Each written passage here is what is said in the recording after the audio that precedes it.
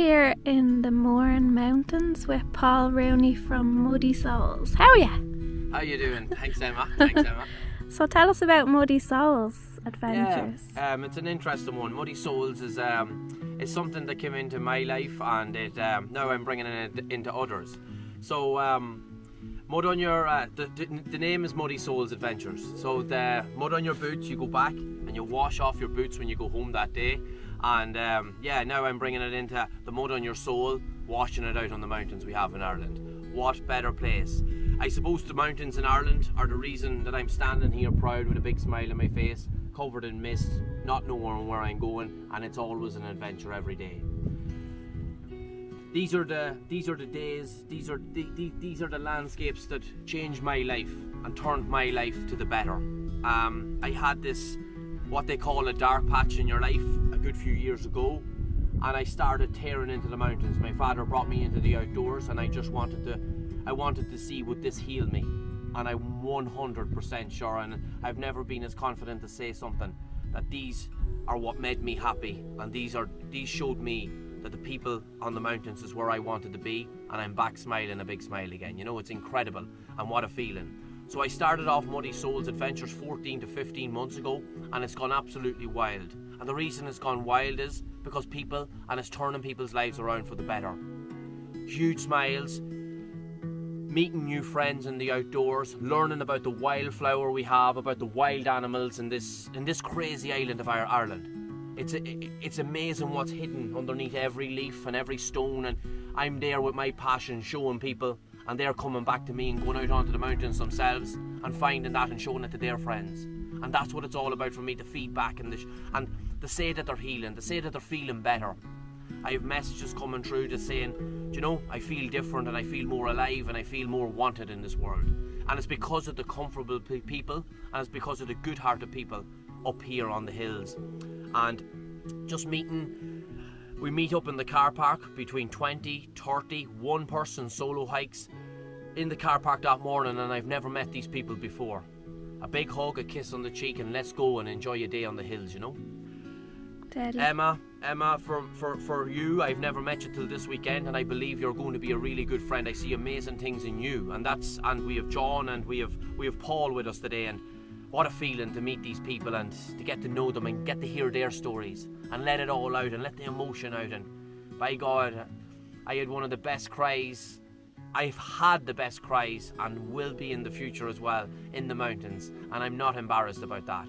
I come back down lighter, I come back down more happy, and I just come back down a different person, and that's the journey I had in the last few years, and it's just becoming more better and better over every month and every day I spend in these hills, you know.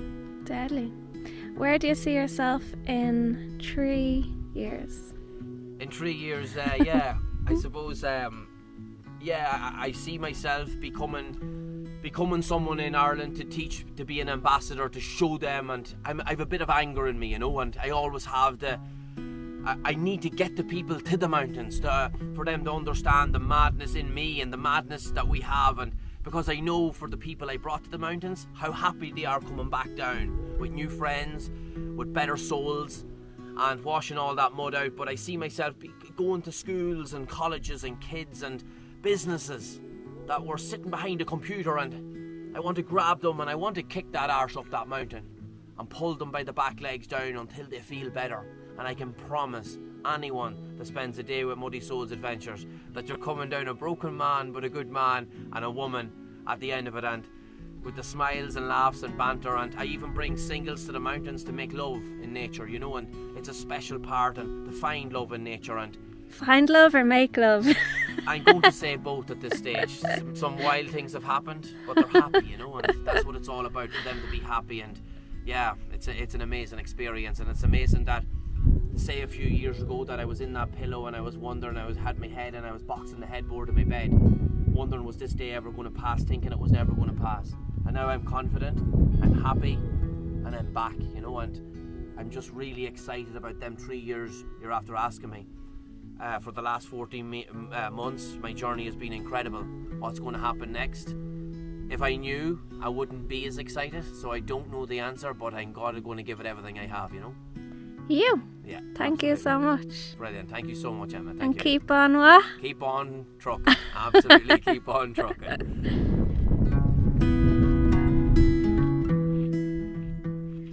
A chat with John Boland, the main man. How are you? Not too bad. So would you mind telling me, or telling us, what's your story? That's my story. We've only 5 minutes. Yeah. Well, basically, I'm a suicide survivor. 3.5 years ago, I found myself in the darkest place imaginable, and I was extremely lucky that due to intervention the day before I was to take my life, that I admitted eventually that I was suicidal and I was taking my life on the Thursday, and that Thursday morning I ended up in the Beacon Hospital. Told the doctor what I was doing, what I was setting out to do that day, and that was the day that I started my new phase in my life. 8 months of intense counselling, medication, embraced massively an education pathway the last few years. Course, started a degree, don't drink alcohol, don't take drugs anymore, and where we are now in the Mourne Mountains, I fell in love with the mountains massively. I fell in love with nature, I fell in love with fresh air, I fell in love with exposing how unfit I was, and you become fitter over the years. And then I set about giving myself the task of going to Everest Base Camp, which was cancelled last September due to COVID, but I'm off this year to set off on a 16-day hike, starting off on the 25th of October. Deadly. 11 days up, 5 days down. The hashtag darkness into height, which we spoke about, that Yeah, I'm proving that from the darkest place imaginable on earth, unfortunately being 1,000,000% convinced at that time that the right thing to do was to commit suicide. Well, how wrong was I, you know? Yeah. So that dark cloud took a long time to pass, but it did pass. Yeah. Unfortunately, I buried 2 close friends at the time of this dark cloud, Liam O'Cooney and Peter Keeley, 2 fellas I knew very well, parents of kids, you know, and I understand that what their mind was telling them, because it's a complete negative, saying you're a hindrance on this earth would be a better place, the world would be a better place without you, your kids would be better without you as a father. Your mind is your enemy. Yeah. You know, it's not selfish, you know, because you're so far past the people you care about in this place, and your greatest enemy is what you're thinking, and it's in a dark negative. It's horrific, actually. And what made you go and seek help? Well, intervention, luckily enough, and then I ended up I'm an ambassador now for Dublin 15 Suicide Awareness. That saved my life. So my journey started with 5 counselling sessions a week over a long period of time, to 4, to 3, to 2, to 1. COVID hit, and I was in a really good place, you know. And then we talked about antidepressants, the education path, and all the whole lot. So just to where I am now, you know, proud of where I am, and determined to help others. I want to help others, you know, because I was in that, so I can relate to people. Yeah. You know, and I know everybody's different, but you know, I think it's important for people to listen to people. Yeah. You know, you're not giving advice, you know. Listen is so powerful. And even by somebody offloading without getting an answer, or do you agree or anything, you don't have to say anything. Just by actually listening, and by someone offloading, believe me, that helps. You know, they're not looking for advice, you know. Yeah. So it's great. I'm happy where I am. Unbelievable. The happiest I've been in my life, you know. Great. 52, happy. Love the mountains, you know. I was talking about when I used to journal in recovery, and I noticed every time I go to the mountains, I'd have me ratings as 10 out of 10. Yeah. You know. And so if you have a pathway that's going to give you 10 out of 10, we'll go back to it. And I love being in the fresh air. I love the cold. I love the wind. Buy a good jacket, buy good trousers. You know what I mean? Yeah. I don't drink. You know, so treat yourself to stuff that is going to save your life as well, because they are extremely dangerous if you know you have a reckless attitude to think you'll be fine and you don't need a jacket. Sure, look at the fog that they're coming in today, but we have maps and experience. hiker with us, and we've done this route as well. So you have to plan, and that's where the experience come from. So all good. Where do you see yourself in 2 years? Where do I see myself in 2 years? I'll be into my third year of my degree. What are you studying? Counselling and psychotherapy. Deadly. So that's exactly where I see myself. Massively involved in voluntary work with a recovery treatment centre called the TRP in Blanchardstown that I'm at to fall in love with. Great. The people in recovery, the staff and the clients, massively inspirational people. And Dee McCrossan is a good friend of mine. I know Dee 27 years. Dee came in as a client, now he's staff, and he said to me, I think you need to come up, and our boss might need a bit of your energy after the 2 year kind of with the COVID, and I introduced a kind of a new energy there with introducing to the sea swimming and the mountains and leaning into things that maybe they could never see themselves doing, which is swimming in the winter, so if you lean in, it's never as bad as it is, when we stand back, I'm not doing that, but when you actually just lean into it, it's never as bad. Yeah. So it's a confidence building thing, and I love it. As I said, I love going up there. Brilliant, thank you so much. No problem, thank you.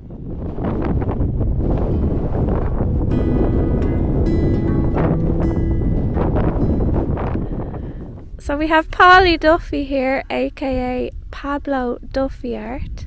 How's it going? Very good, thanks, Alan. So tell us, what brings you to the mountains? Honestly, the driver behind being behind the mountains was I wanted to be able to do something in the future with my daughter that we could both do together and both enjoy together. That was the initial kind of drive behind coming to the mountains. I mean, obviously with sports, I'm not going to be able to, do team sports with her or be involved in different kind of sporting activities. I kind of wanted to maybe develop something that would be a hobby that we could share together as a, father and daughter. Yeah. And yeah, that was the initial kind of drive behind discovering the mountains and getting a bit more familiar with hiking, hill walking, whatever you want to call it, just being out in nature. And look, to be honest, I come from the country. I grew up in rural Galway. I've always felt a strong connection with nature. I've always liked being out and about. Even in past life when I worked in construction, it involved being outside 75% of the time. So yeah, being out and about for me is as natural as anything.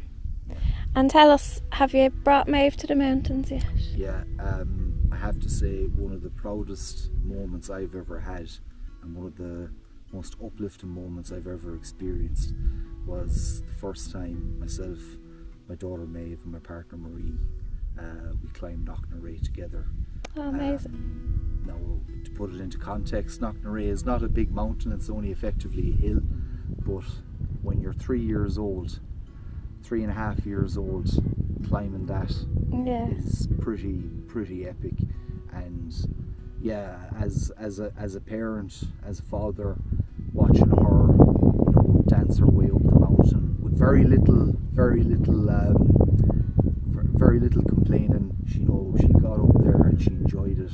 That was a really uplifting moment for me, and it kind of just, I suppose, reinforced in my own head that bringing her out into nature was the right thing to do. And I think particularly because of the world we live in nowadays, it's such a digital world, and we're so it's kind of sad when you see so many people living their lives 6 inches in front of their face on a small screen.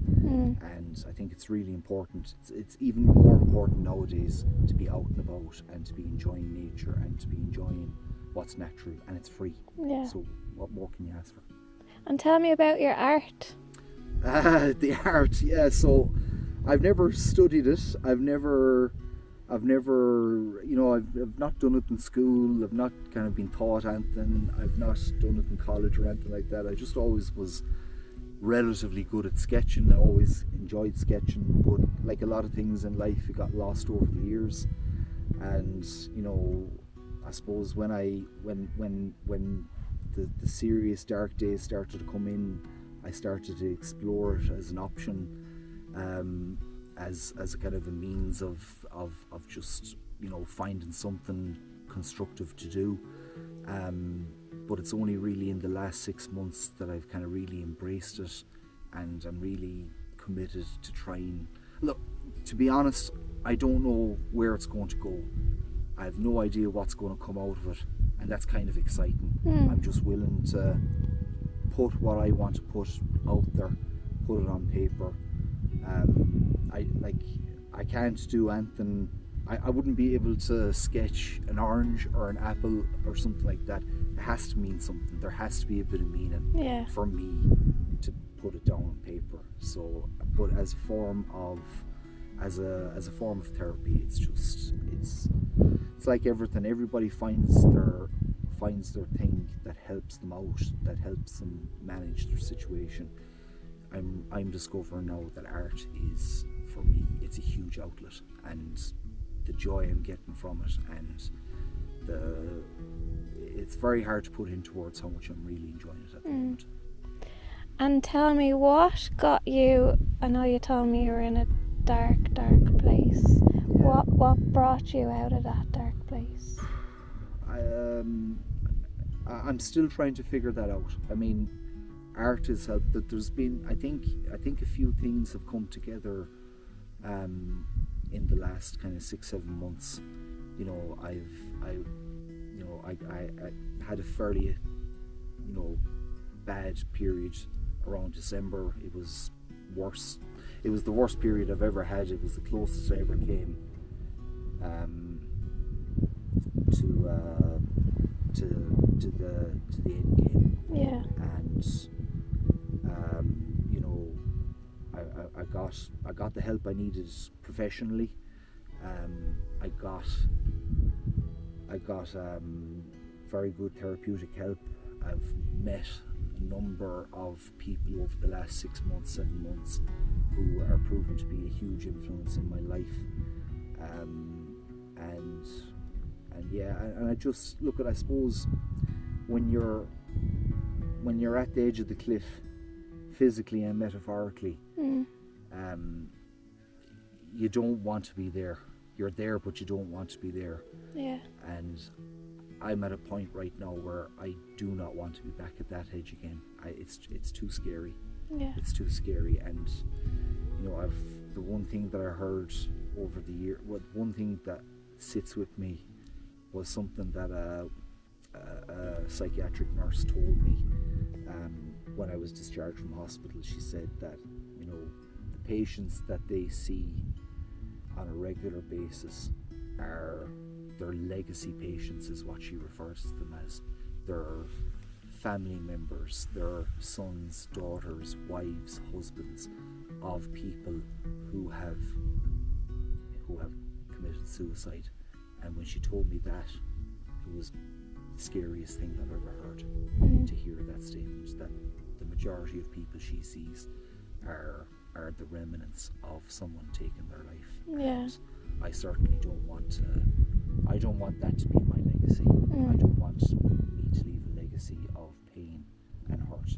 I want to try and be a positive influence in the life of those who are closest to me. Yeah. Well done. You should be so proud of yourself. I always say it. And thank you so much.